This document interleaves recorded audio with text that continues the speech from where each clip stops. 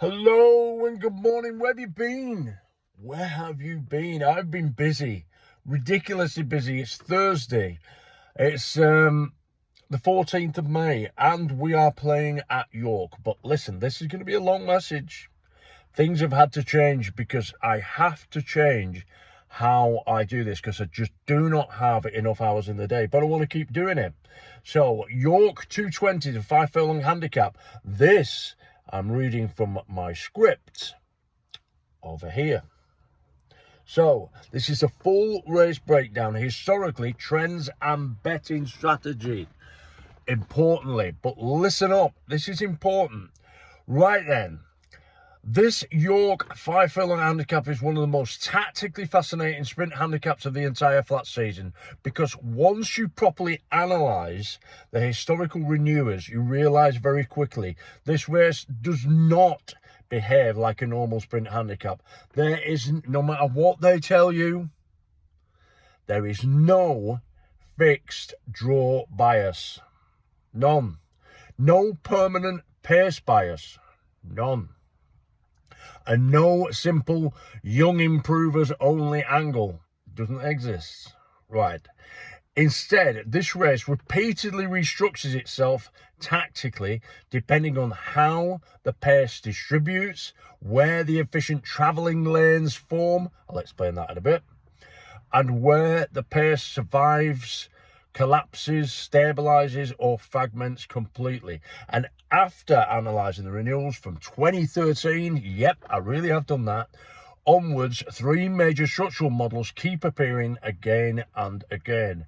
The first model is what I've called the pace survival. That's years like 2013, 18, 19 and 23. These renewals repeatedly rewarded prominent runners, pace close stalkers, rhythm travellers, I'll explain that later, and horses tactically involved throughout. You know what I mean by that, I'm quite sure. Importantly, the pace looks strong, but it remains sustainable. It's got to be sustainable. That allowed horses sitting close to the speed to keep finding late. Then you've got a complete opposite type of renewal, a hold-up collapse years. Those were 21 and 24. These were the years where front-end pressure became destructive. Pace collapse, closers dominate, and then big price hold-up horses suddenly swept through late. We've all seen that before, haven't we? Now, these renewals became chaos races. And finally, we've got the balanced and stabilised renewals like 2015, 22, 25. These were races where multiple styles survived and fields stabilised through the middle stages, and tactical positioning became more important than raw pace. Now, the really important question is, which structure does this year look most likely to reproduce? And honestly, at this stage, this looks much closer to a pace survival, tactical efficiency renewal, not a total collapse. The reason is the pace is distributed. Across the board, it's distributed. Got it? This isn't one horse going mad for it. You've got pace low, you've got pace in the middle, and a huge concentration of tactical pace on the high side. Historically at York, that often creates an efficient travelling lane rather than a collapse. Okay? And for me, the high draw pace cluster is the most important tactical zone in the race. Now, that's based on the pace, not on the draw. It just happens to be more pace there in the high draws. So, let's talk horses. At last, I know, but at last we're going to talk about horses. A horse that may be the key structural horse in that race is Hammer the Hammer. Why? Because tactically involved, high side pace support, ideally positioned, and likely to travel prominently inside the strongest projected lanes. I hope you follow all that. If the pace survives rather than collapses, this is exactly the sort of profile York repeatedly rewards. And importantly, the horse is held around 8 to 1 this morning. That's actually encouraging. So because the market respects the horse without completely over compressing the price, now from a value perspective, the horse I keep coming back to is Jacajaro. Jacajaro, this feels very Yorkie to Jacajaro. High draw pace support, can sit just off the speed, can travel strongly inside a tactical wave without forcing the issues, and historically, that exact profile massively outruns odds in these renewals. So around 14 to 1, 16 to 1, this still looks one of the cleanest structural bets in the race. And then we come to the really interesting one, Choco Madeira. Now, this is exactly the sort of horse York repeatedly throws up into the frame at a massive price. High draw with strong tactical support.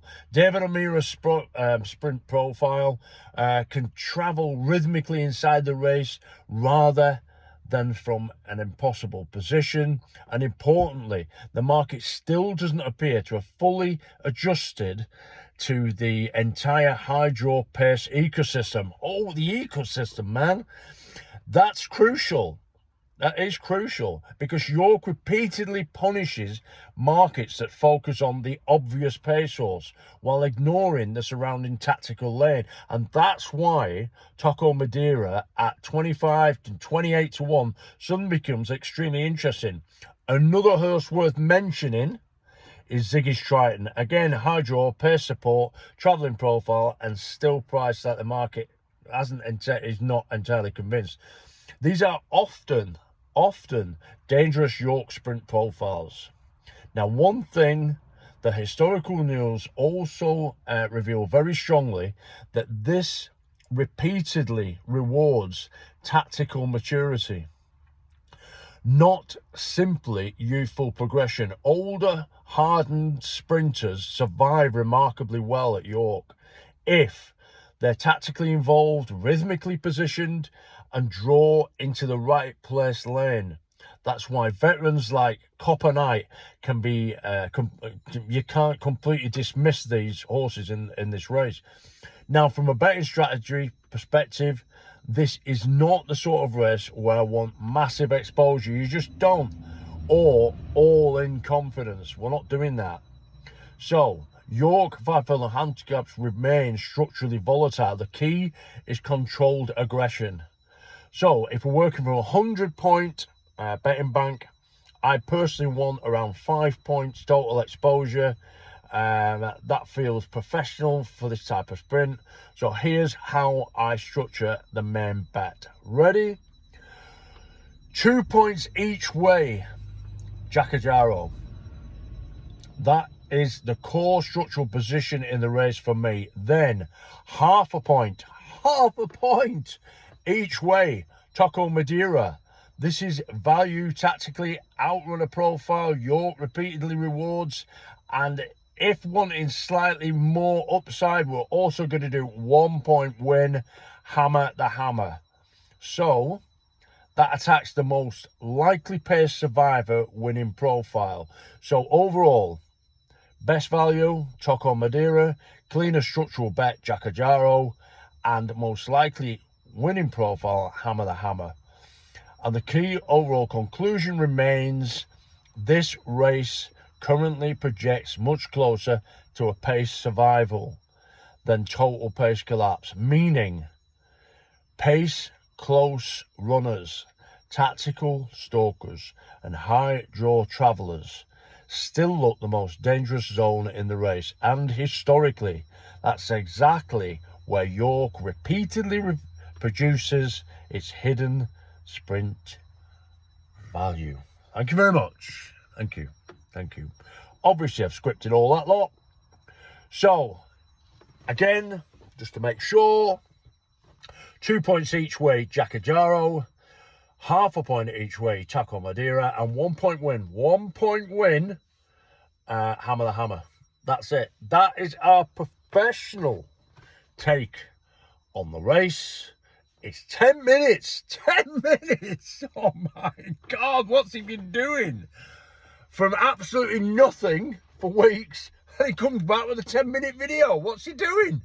Well, this is how we have to do it. It has to be scripted. It has to be right. No other way. No other way. You've got the bets. 220 York. Good luck with that. You know now exactly what's going to happen. Fingers crossed. Fingers crossed. So we've got 2 point each way Jackajaro, half point each way Tocco Madeira, and 1 point win Hammer the Hammer. That's me going to work. Speak to you soon. Cheers and good luck with the bet. Bye for now. Bye bye.